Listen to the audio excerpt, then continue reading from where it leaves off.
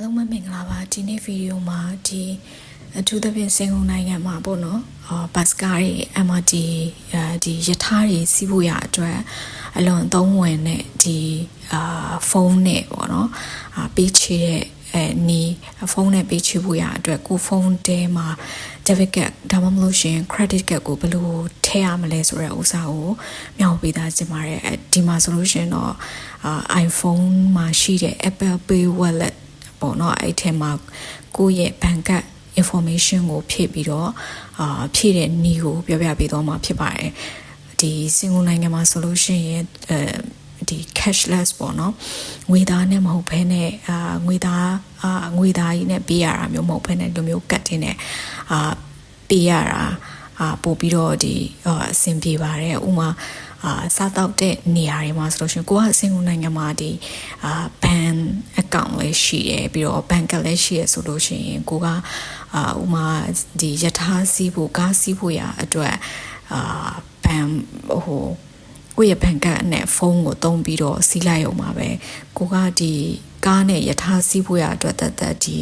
MRT ကတ်ဆိုပြီးတော့ဒီ MRT station ကိုသွားပြီးတော့ကတ်ကိုလည်းဝယ်စရာမလိုသလိုဒီကတ်ကနေကုန်သွားပြီဆိုလို့ရှင်ငွေကုန်သွားပြီဆိုလို့ရှင်လည်းသွားပြီးတော့ငွေဖြည့်နေစရာလည်းမလိုတော့တဲ့အတွက်အရန်ကိုဒီအဆင်ပြေလွယ်ကူကိုအဆင်ပြေလွယ်ကူစေပါတယ်ပြီးတော့ဥမာကိုကအကြောင်းသွားတာဒါမှမဟုတ်ရှင်ရုံသွားတာအဲ့ဒါမျိုးဆိုလို့ရှင်လည်းဒီအချိန်ကနေနေပြီအဲ့ဒီအချိန်မှာကိုရဲ့ဒီ MRT ကတ်ကဝယ်ထားတဲ့ဒီစီးလို့ရတဲ့ကတ်မှာကိုရဲ့ပတ်စံ balance ကမရှိတော့ဘူးဆိုလို့ရှိရင်သွားပြီးတော့ဒီ machine မှာသွားပြီးတော့ဖြည့်ရတယ်ဆိုလို့ရှိရင်လည်းအဲ့မှာရထားတစ်စီးလောက်လွတ်သွားပြီဆိုလို့ရှိရင်အချိန်ကအရန်ကိုတည်တာပါတယ်အဲဆိုတော့ကိုရဲ့ဒီဖုန်းထဲမှာကိုရဲ့ bank ကတ်ကိုထည့်ထားလိုက်ခြင်းအပြင်ဘာမှဒီငွေလည်းထပ်ဖြည့်စရာမလိုပဲနဲ့ငွေဖြည့်ဖို့ရအတွက် machine ဒီ set မှာဆိုလို့ရှိရင်လည်းသွားပြီးတော့လူတန်းစီစရာ queue စရာလည်းမလိုတဲ့အတွက်ကြောင့်မို့လို့ပို့ပြီးတော့အဆင်ပြေစီမှာဖြစ်ပါတယ်ဒီစင်ကာပူနိုင်ငံမှာဆိုလို့ရှိရင်စားတဲ့ဆိုင်တွေပေါ့နော် food court အသေးလေးတွေကစားပြီးတော့ဒီတခြားဒီပစ္စည်းပါညာဝယ်ချင်တာအဲ့လိုဝယ်တဲ့ဆိုင်လေးတွေမှာဆိုလို့ရှိရင်ဟိုမှာPOS ပြီးတော့ DBS တို့ဘဏ်ကတ်ကိုသုံးတယ်ဆိုလို့ရှိရင်သူတို့မှာဒီ Payla ပေါ့ DBS Payla ဆိုတဲ့ application ရှိပါတယ်အဲ့ Payla ကနေ QR ကို scan ဖတ်ပြီးတော့じゃ pay လိုက်ရင်ရပါတယ်ဒီ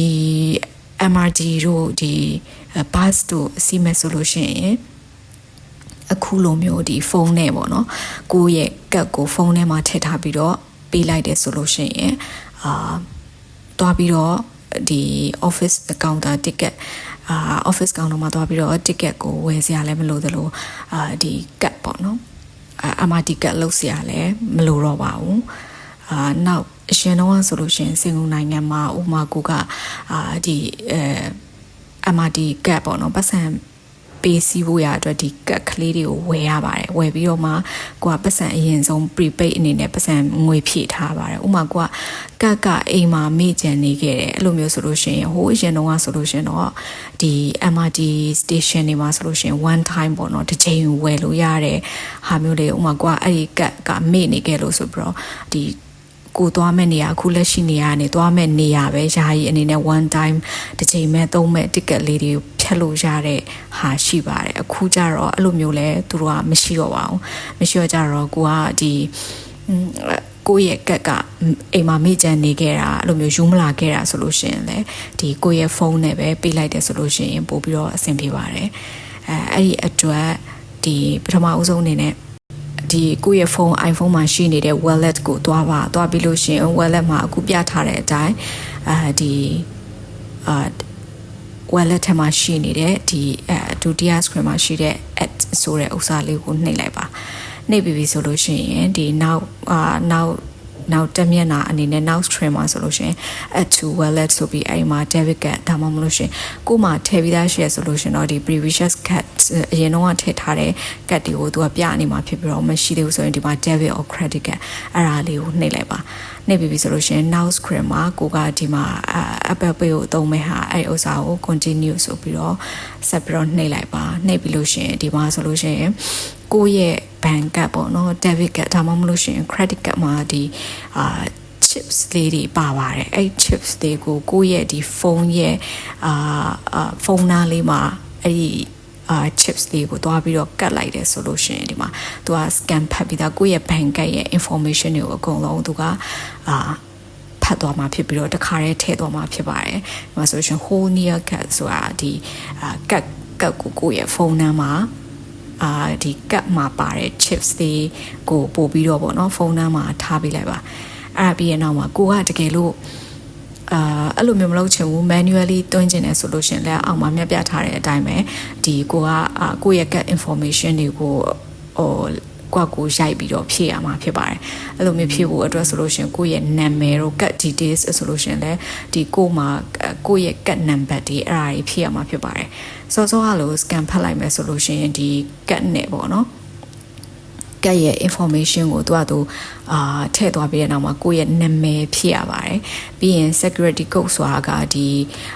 ဘဏ် debit ဒါမှမဟုတ် credit card ရဲ့နောက်မှာဆိုလို့ရှိရင်ဒီကိုယ့်ရဲ့ CVV ဆိုတဲ့ဒီ3 digit ကဏ္ဍ3လုံးပါတဲ့ဟာလေးအဲ့ဥစ္စာလေးကိုဖြည့်ရပါတယ်ဖြည့်ပြီးလို့ရှိရင်ဒီမှာသူ့ရဲ့terms and condition တွေကို agree လုပ်ပေးလိုက်ပါအဲ့ဒါပြီးပြီဆိုလို့ရှိရင်တော့ဒီသူကကတ်ကိုယ့်ရဲ့ဒီဖုန်းထဲမှာဖြည့်နေတဲ့ဟာ adding cat ဆိုပြီးတော့အဲ့မှာသူကကိုယ့်ရဲ့ဖုန်းထဲမှာ auto ဖြည့်ပေးနေပါတယ်ဖြည့်ပေးပြီးလို့ရှိရင်အဲ့ပြီးသွားပြီဆိုလို့ရှိရင်ဖြည့်ပြီးဆိုလို့ရှိရင်ဒီဒီဘဏ်ကတ်လုပ်တဲ့ဘဏ်မှာကို register လုပ်ထားတဲ့ဖုန်းပေါ့နော်အဲ့ဖုန်းနံပါတ်စီကိုသူက verification လုပ်ဖို့ရအတွက် verification message code ပေါ့နော်ပို့ပေးပါတယ်အဲ့ code ကိုကိုယ့်ရဲ့ဖုန်းမှာဆိုလို့ရှိရင်ကိုယ့်ရဲ့ဘဏ်ကနေပြီးတော့မှ verification code ကြာလာပြီဆိုလို့ရှိရင်အဲ့ code ကလေးကိုဒီနေရာမှာဖြည့်ပေးလိုက်ပါဖြည့်ပြီးသွားပြီဆိုတာနဲ့ကိုယ့်ရဲ့ Apple Wallet မှာဒီကိုဖြည့်တဲ့ debit card တောင်းမလို့ရှိရင် credit card ရဲ့ဟာလေးပေါ်လာမှာအခုလိုမျိုးပေါ်လာမှာဖြစ်ပါတယ်အဲ့ခါမှာကိုယ့်ရဲ့ဖုန်းမှာဘဏ်ကတ်ထည့်ပြီးသွားပြီဖြစ်ပါတယ်ထည့်ပြီးသွားတဲ့အတွက်ကြောင့်မလို့ပြီးတော့ဒီမှာဆိုလို့ရှိရင်တခုအကြံပေးချင်တာကဘယ်လိုမျိုးလဲဆိုတော့ဒါမျိုးဒီတပ်ပါတီတွေလိုမျိုးနဲ့ကိုယ့်ရဲ့ဘဏ်ကတ် information ကို share လုပ်တဲ့အခါမှာအဲ့ဒီဘဏ်ကတ်ကငွေပေါ့နော်အမောက်များဥမာဒေါ်လာတောင်းချီသိန်းချီရှိနေတာမျိုးမဟုတ်ရင်ပို့ပြီးတော့ကောင်းပါတယ်ဘာဖြစ်လို့လဲဆိုတော့ဒါကဒီနေ့စဉ်သွားရေးလာရေးဒီလိုကုန်ကျစရိတ်ကိုexpense အတွက်အသုံးပြုမှာဖြစ်တဲ့အတွက်ဥပမာဆိုလို့ရှိရင်ဒီအခုခေတ်မှာဆိုလို့ရှိရင် online payment တွေများတဲ့အတွက်ကြောင့်မလို့ fraud တွေအရန်ရှိပါတယ်ဒီscammer တွေကလည်းအရန်ရှိတဲ့အတွက်ကြောင့်မလို့ဒီလိုမျိုးဒီသွားရေးလာရေးလောက်အတွက်အသုံးဒီဈေးဝယ်ဖို့လောက်အတွက်အဲ့ဒါဆိုလို့ရှိရင်ကိုယ့်ရဲ့ကတ်ထဲမှာပတ်စံပေါ့နော်အများကြီးအဲ့လိုမရှိတဲ့ကတ်ကိုသုံးမှုရအတွက်အကြံပြုချင်ပါတယ်အဲ့ဒါပြီးပြီဆိုလို့ရှိရင်ဒီဖုန်းထဲမှာအဲ့လိုမျိုးထည့်ပြီးဆိုလို့ရှိရင်ဖုန်းထဲမှာ setting ကိုသွားပြီးလို့ရှိရင်အခုလိုမျိုးအဲ့ setting အောက်က wallet and Apple Pay ဆိုတဲ့အောက်မှာဆိုလို့ရှိရင်ကိုကဒီ double click side button ဆိုတဲ့ဟာလေးကိုဒီ online တယ်ဆိုလို့ရှိရင်ကိုဖုန်းရဲ့ဘေးမှာရှိနေတဲ့ဒီခလုတ်ကလေးကိုနှစ်ချက်နှိပ်လိုက်ရုံနဲ့ဒီကိုရဲ့မျက်နှာကို scan ဖတ်ပြီးတော့သူကဒီ payment ကိုတခါတည်းပေးလိုက်မှာဖြစ်ပါတယ်ဥမာ MRT မှာပဲဖြစ်ဖြစ် bus မှာပဲဖြစ်ဖြစ်ကိုယ့်ရဲ့ payment ကိုဒီဖုန်းရဲ့ cloud လေးကိုနှိပ်လိုက်အောင်နဲ့သူကပေးမှာဖြစ်ပါတယ်ဥမာကိုကဒီဘဏ်ကတ်ကိုပေါ့နော်မလုံးချင်ဘူးပြန်ပြီးတော့ဖြုတ်ချင်တယ်ဆိုလို့ရှိရင်လည်းအဲ့ wallet မှာတွားပြီးလို့ရှိရင်ဒီအပေါ်ကအဆက်လေး39နှိမ့်ပြီးလို့ရှိရင်အဲ့ရနေနောက် page မှာဆိုလို့ရှိရင် remove cut ဆိုတဲ့ဟာလေးရှိပါတယ်အဲ့ဟာလေးကိုနှိမ့်လိုက်တယ်ဆိုလို့ရှိရင်ကိုယ့်ရဲ့ cut ကိုဒီဖုန်းထဲကနေဖယ်ပလိုက်တာဖြုတ်ပလိုက်တာဖြစ်ပါတယ်ရထားစီးဖို့ MRT station ကိုရောက်တဲ့အခါဖြစ်ဒါမှမဟုတ်လို့ရှိရင် bus ကားစီးဖို့ bus ကားပေါ်ကိုရောက်တဲ့အခါမှာဒီငွေပေးချေဖို့ပေါ့နော်အဲ့ဒါပဲဖြစ်ပြီးတော့မယ်ဆိုလို့ရှိရင်ကိုယ့်ရဲ့ဖုန်းကစောက setting ထဲမှာကိုကဒီငွေပေးချေတဲ့အခါမှာဆိုလို့ရှိရင်ဒီ double click side button လို့ဟာလေးကို on ထားခဲ့တဲ့အတွက်ကြောင့်မလို့ကိုကဒီဖုန်းရဲ့ side button လို့ခေါ်တာပေါ့နော်ဘေးကခလုတ်ကလေးကို double click နှစ်ချက်နှိပ်လိုက်တယ်ဆိုလို့ရှိရင်အခုပုံမှာပြထားသလိုမျိုးပဲဒီကိုယ့်ရဲ့ဖုန်းမှာ ကိုယ့်ရဲ့ wallet မှာထည့်ထားတဲ့ဘဏ်ကတ်ကလေးပေါ်လာမှာဖြစ်ပါတယ်အဲ့ခါမှာဆိုလို့ရှိရင်ကိုယ့်ရဲ့ဖုန်းကဒီ face scan ဆိုလို့ရှိရင် face နဲ့မျက်နှာကို scan ဖတ်ပြီးတဲ့နောက်မှာဆိုလို့ရှိရင်ဒီကိုယ့်ရဲ့ဖုန်းလေးကိုအခုလိုမျိုးဒီ MRD ဆိုလို့ရှိရင်လည်းဒီကပ်ဖြတ်တဲ့နေရာနန်းလေးကိုပေါ့နော်ကိုဖုန်းလေးကိုထားလိုက်တယ်ဆိုလို့ရှိရင်ဒီဘဏ်နဲ့ကိုဘဏ်ကတ်ထဲကနေပြီးတော့မှငွေကိုဖြတ်သွားပြီးတော့ဒီတခါလေးကတော့သူပွင့်သွားမှာဖြစ်ပါတယ်ဘတ်စကားဒီပေါ်မှာဆိုလို့ရှိရင်လည်းအဲ့လိုပဲပေးရမယ့်နေရာလေးမှာကိုယ့်ရဲ့ဖုန်းလေးကိုကတ်လိုက်တယ်ဆိုလို့ရှိရင်အဲ့မှာကိုယ့်ရဲ့ဘဏ်ကတ်ထဲကနေပြီးတော့မှငွေဖြတ်သွားမှာဖြစ်ပါတယ်အဲ့လိုမျိုးကိုယ့်ရဲ့ကတ်နဲ့ဒီဖုန်းနဲ့သုံးတဲ့အတွက်ကြောင့်မို့လို့အဆင်ပြေတဲ့အပြင်ဒီတော်ပြီးတော့ထည့်နေစရာတော့ပတ်လုံးနေစရာကိုယ့်ရဲ့ဒီယထာစီးဖို့တမုံလို့ရှင်ကားစီးဖို့ရအတွက်ကိုယ့်ရဲ့ဒီကားစီးတဲ့ယထာစီးတဲ့ကတ်တွေနဲ့သုံးမယ်ဆိုလို့ရှိရင်တော်ပြီးတော့ပတ်စံဖြည့်နေရတဲ့အလုပ်ရှုပ်ပါတယ်အခုဟာဆိုလို့ရှိရင်ကိုဥမာတစ်လမှာကိုသွားတဲ့လာတဲ့စရိတ်ကဘယ်လောက်ရှိလဲဆိုတဲ့ဥစ္စာကိုလည်းကိုယ့်ရဲ့ဒီ bank statement ပေါ့နော် transaction မှာဒီလကုန်လို့ရှိရင်လည်းပြန်ကြည့်လို့ရတဲ့အတွက်ကြောင့်မို့လို့အဆင်ပြေပို့ပြီးတော့အဆင်ပြေစီရပေါ့နော်အဲကြောင့်မို့လို့ဒီအခုဗီဒီယိုလေးမှာဆိုလို့ရှိရင်ကိုယ့်ရဲ့ဒီဖုန်းကိုအသုံးပြုပြီးတော့ဘတ်စကားတွေ MRD တွေကိုစီးလို့ရဖို့ရအတွက်ဘဏ်ကတ်ဖြည့်နည်းပေါ့နော်ဖုန်းထဲမှာဘဏ်ကတ်ဖြည့်နည်းကိုမျှဝေပေးခြင်းပဲဖြစ်ပါတယ်အခုလိုမျိုးဒီဗီဒီယိုလေးကမိတ်ဆွေအတွက်အကျိုးရှိလိမ့်မယ်လို့မျှော်လင့်ပါတယ်